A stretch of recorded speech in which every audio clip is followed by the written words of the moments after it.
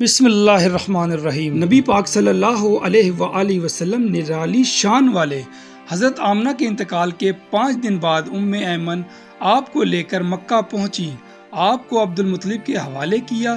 آپ کے یتیم ہو جانے کا انہیں اتنا صدمہ تھا کہ بیٹے کی وفات پر بھی اتنا نہیں ہوا تھا۔ عبد المطلب کے لیے کعبہ کے سائے میں ایک قالین بچھایا جاتا تھا، وہ اس پر بیٹھا کرتے تھے۔ ان کا احترام اس قدر تھا کہ کوئی اور اس قالین پر بیٹھتا نہیں تھا، چنانچہ ان کے بیٹے اور قریش کے سردار اس قالین کے چاروں طرف بیٹھتے تھے، لیکن رسول اللہ صلی اللہ علیہ وآلہ وسلم وہاں تشریف لاتے تو سیدھے اس قالین پر جا بیٹھتے۔ اس وقت آپ ایک تندرست لڑکے تھے، آپ کی عمر 9 سال کے قریب ہو چلی تھی۔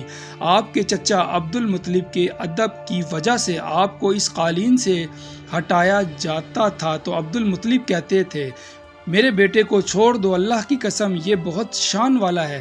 پھر وہ آپ کو محبت سے اس فرش پر بٹھاتے، آپ کی کمر پر شفقت سے ہاتھ پھیرتے، آپ کی باتیں سن سن کر حد درجے خوش ہوتے رہتے۔ کبھی وہ دوسروں سے کہتے، میرے بیٹے کو یہیں بیٹھنے دو، اسے خود بھی احساس ہے کہ اس کی بڑی شان ہے اور میری آرزو ہے یہ اتنا بلند رتبہ پائے جو کسی عرب کو اس سے پہلے حاصل نہ ہوا ہو اور نہ بعد میں کسی کو حاصل ہو سکے۔ ایک بار انہوں نے یہ الفاظ کہے، میرے بیٹے کو چھوڑ دو، اس کے مزاج میں طبعی طور پر بلندی ہے، اس کی شان نرالی ہوگی۔ یہاں تک کہ عمر کے آخری حصے میں حضرت عبد المطلب کی آنکھیں جواب دے گئی تھی، آپ نابینا ہو گئے تھے۔ ایسی حالت میں ایک روز وہ اس قالین پر بیٹھے تھے کہ آپ تشریف لے آئے اور سیدھے اس قالین پر جا پہنچے۔ ایک شخص نے آپ کو قالین سے کھینچ لیا، اس پر آپ رونے لگے۔ آپ کے رونے کی آواز سن کر عبد المطلب بے چین ہوئے اور بولے، میرا بیٹا کیوں رو رہا ہے؟ آپ کے قالین پر بیٹھنا چاہتا ہے، ہم نے اسے قالین سے اتار دیا ہے۔ یہ سن کر عبد المطلب نے کہا، میرے بیٹے کو قالین پر ہی بیٹھا دو، یہ اپنا رتبہ پہچانتا ہے۔ میری دعا ہے کہ یہ اس رتبے کو پہنچے جو اس سے پہلے کسی عرب کو نہ ملا ہو، اس کے بعد کسی کو نہ ملے۔ اس کے بعد پھر کسی نے آپ کو قالین پر بیٹھنے سے نہیں روکا۔ ایک روز بنو مدلج کے کچھ لوگ حضرت عبد المطلب سے ملنے کے لیے آئے۔ ان کے پاس اس وقت آپ صلی اللہ علیہ وآلہ وسلم بھی تشریف فرما تھے۔ بنو مدلج کے لوگوں نے آپ کو دیکھا، یہ لوگ قیافہ شناس تھے۔ آدمی کا چہرہ دیکھ کر اس کے مستقبل کے بارے میں اندازہ بیان کرتے تھے۔ انہوں نے عبد المطلب سے کہا، اس بچے کی حفاظت کریں، اس لیے کہ مقام ابراہیم پر جو ابراہیم علیہ السلام کے قدم کا نشان ہے، اس بچے کے پاؤں کا نشان بالکل اس نشان سے ملتا جلتا ہے۔ اس قدر مشابہت ہم نے کسی اور کے پاؤں میں نہیں دیکھی۔ ہمارا خیال ہے یہ بچہ نرالی شان کا مالک ہوگا، اس لیے اس کی حفاظت کریں۔ مقام ابراہیم خانہ کعبہ میں وہ پتھر ہے جس پر حضرت ابراہیم علیہ السلام کعبہ کی تعمیر کے وقت کھڑے ہوئے تھے۔ معجزے کے طور پر اس پتھر پر ابراہیم علیہ السلام کے پیروں کے نشان پڑ گئے تھے۔ لوگ اس پتھر کی زیارت کرتے ہیں، یہی مقام ابراہیم ہے۔ چونکہ آپ حضرت ابراہیم علیہ السلام کی نسل سے ہیں، اس لیے ان کے پاؤں کی مشابہت آپ میں ہونا قدرتی بات تھی۔ ایک روز حضرت عبد المطلب خانہ کعبہ میں حجر اسود کے پاس بیٹھے ہوئے تھے، ایسے میں ان کے پاس نجران کے عیسائی آ گئے۔ ان میں ایک پادری بھی تھا۔ اس پادری نے عبد المطلب سے کہا، ہماری کتابوں میں ایک ایسے نبی کی علامت ہے جو اسماعیل کی اولاد میں ہونا باقی ہے، یہ شہر ان کی جائے پیدائش ہوگا، اس کی یہ نشانیاں ہوں گی۔ ابھی یہ بات ہو رہی تھی کہ کوئی شخص آپ کو لے کر وہاں آ پہنچا۔ پادری کی نظر جو ہی آپ پر پڑی وہ چونک اٹھا، آپ کی آنکھوں، کمر اور پیروں کو دیکھ کر وہ چلا اٹھا، وہ نبی یہی ہے، یہ تمہارے کیا لگتے ہیں؟ عبد المطلب بولے، یہ میرے بیٹے ہیں۔ اس پر وہ پادری بولا، اوہ، تب یہ وہ نہیں، اس لیے کہ ہماری کتابوں میں لکھا ہے کہ اس کے والد کا انتقال اس کی پیدائش سے پہلے ہو جائے گا۔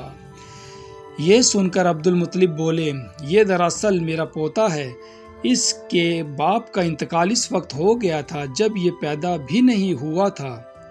اس پر پادری بولا، ہاں یہ بات ہوئی نا، آپ اس کی پوری طرح حفاظت کریں۔ عبد المطلب کی آپ سے محبت کا یہ عالم تھا کہ کھانا کھانے بیٹھتے تو کہتے میرے بیٹے کو لے آؤ۔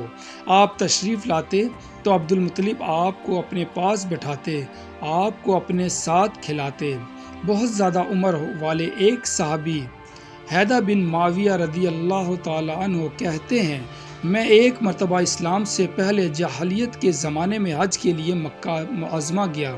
وہاں بیت اللہ کا طواف کر رہا تھا۔ میں نے ایک ایسے شخص کو دیکھا جو بہت بوڑھا اور بہت لمبے قد کا تھا۔ وہ بیت اللہ کا طواف کر رہا تھا اور کہہ رہا تھا، اے میرے پروردگار، میری سواری کو محمد کی طرف پھیر دے اور اسے میرا دست و بازو بنا دے۔ میں نے اس بوڑھے کو جب یہ شعر پڑھتے سنا تو لوگوں سے پوچھا، یہ کون ہے؟ لوگوں نے بتایا، یہ عبد المطلب بن ہاشم ہے۔ انہوں نے اپنے پوتے کو اپنے ایک اونٹ کی تلاش میں بھیجا ہے۔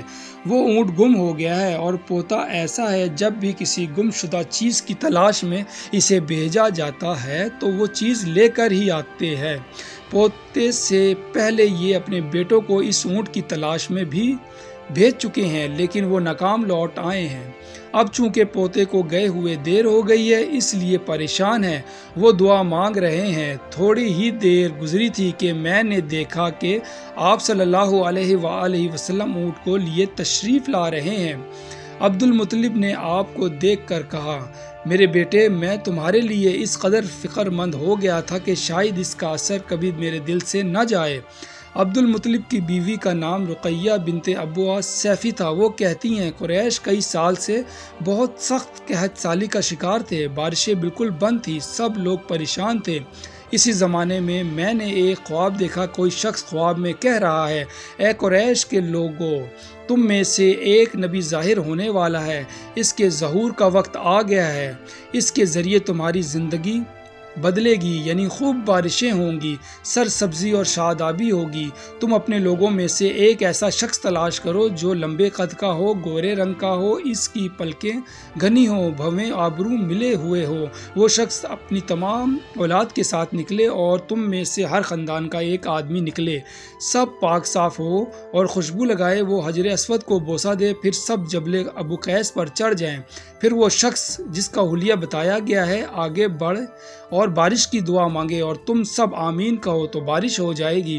صبح ہوئی تو رقیہ نے اپنا یہ خواب قریش سے بیان کیا۔ انہوں نے ان نشانیوں کو تلاش کیا تو سب کی سب نشانیاں انہیں عبد المطلب میں مل گئیں۔ چنانچہ سب ان کے پاس جمع ہوئے، ہر خاندان سے ایک ایک آدمی آیا۔ ان سب نے شرائط پوری کی۔ اس کے بعد سب ابو قیس پہاڑ پر چڑھ گئے۔ ان میں نبی کریم صلی اللہ علیہ وآلہ وسلم بھی تھے۔ آپ اس وقت 9 عمر کے تھے۔